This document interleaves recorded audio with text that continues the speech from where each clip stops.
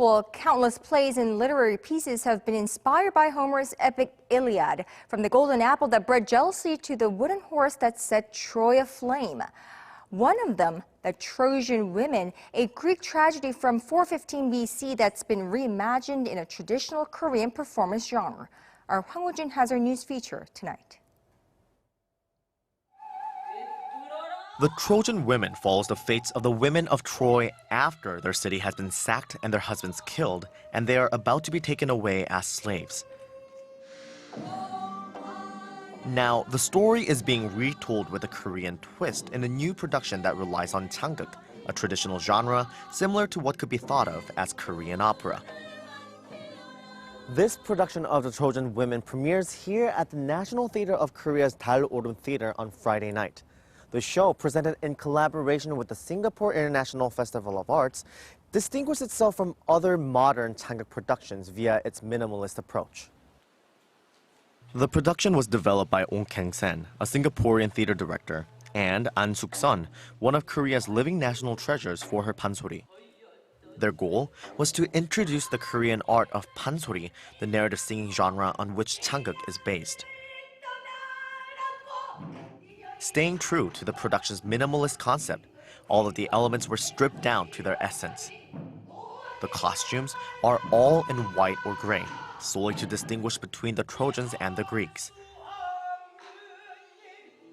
There are no flashy stage settings, just a white gateway to ultimately transport the women into their misery.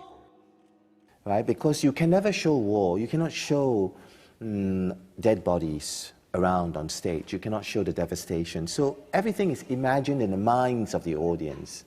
And so we need to hear the words, but I also believe very much that the less we put on stage, the clearer we can imagine.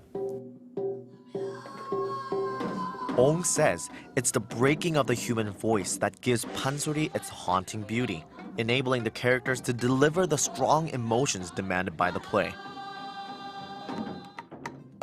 And just as with traditional pansori, where the singer is accompanied only by a single drum, each character in the opera has its very own instrument.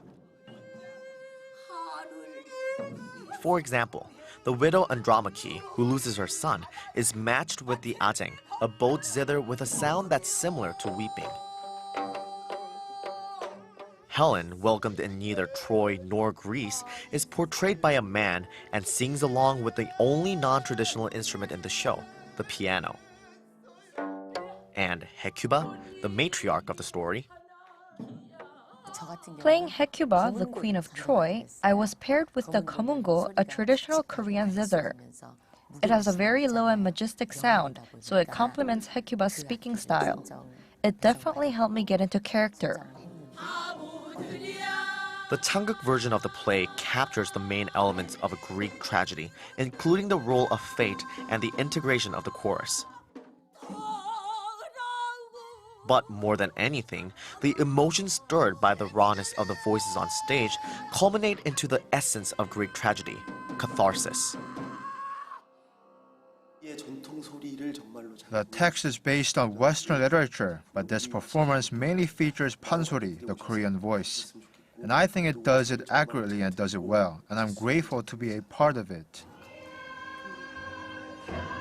The production will run until November 20th and is also set to be presented at the Singapore International Festival of Arts next year. Hwang Hojun, Arirang News.